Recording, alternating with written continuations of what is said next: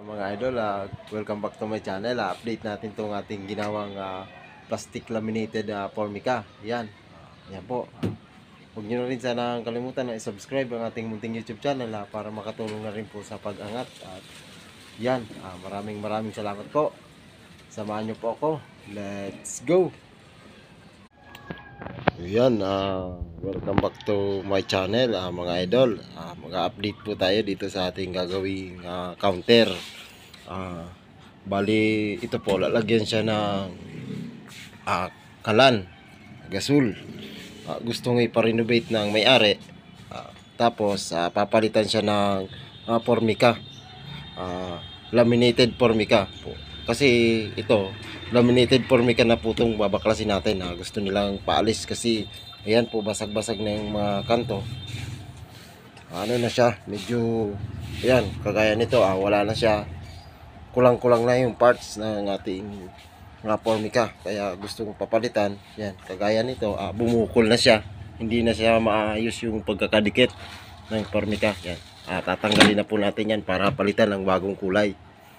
Ayan, bibiliin pa po yung formica na ano niya, kaya lang ito tatanggalin na natin para mapalitan natin ng bago.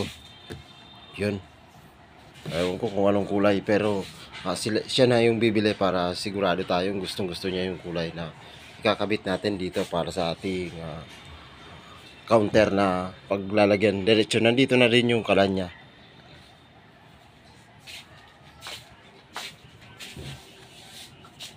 Ayan mga idol, dumating na po yung ating plastic laminated na gagamitin sa ating counter. Yan, ito po parang nagiging counter na siya kasi lipat-lipat lang po itong ano na to, ating counter kalan. Yan, bali kalan po to.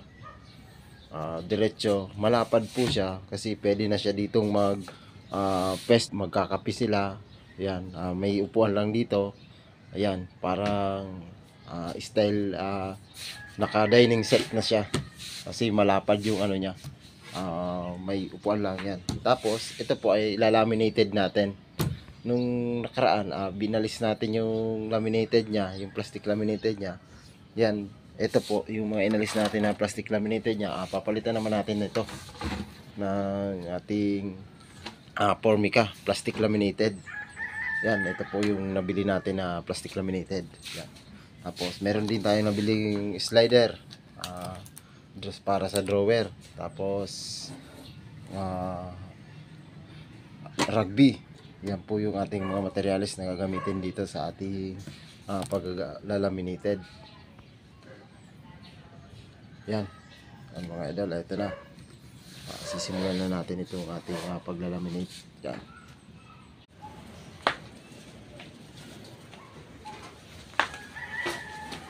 Ayan na mga idol, ayan pong pagdidikitan natin ng formica, naragbihan na natin yan.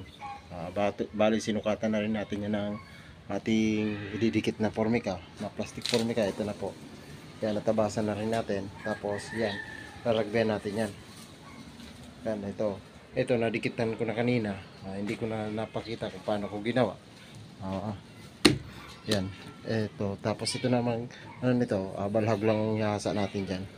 Hasain na lang natin ang ating balhag para malinis yung ano, yung gilid.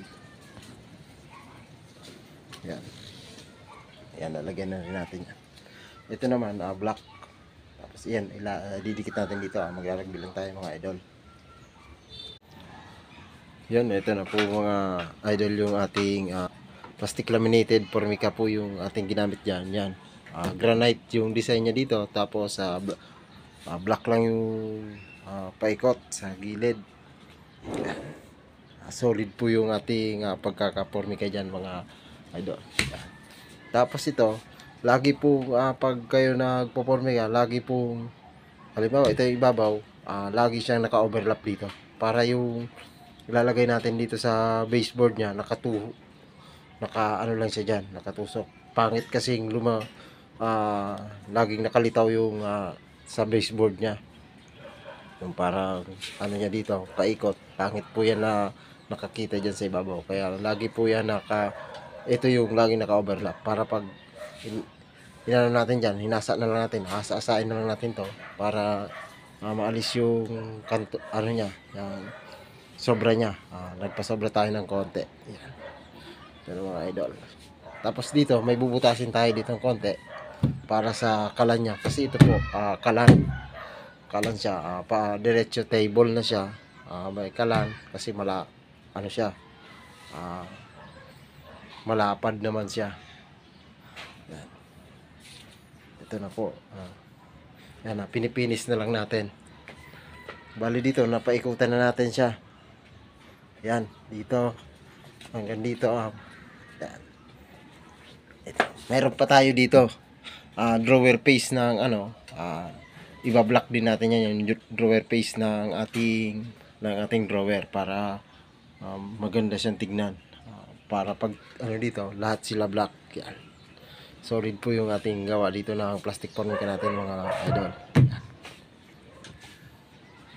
Mga idol, hanggang dito na ating video. Sana po may natutunan kayo. Yan. Maraming salamat po and God bless.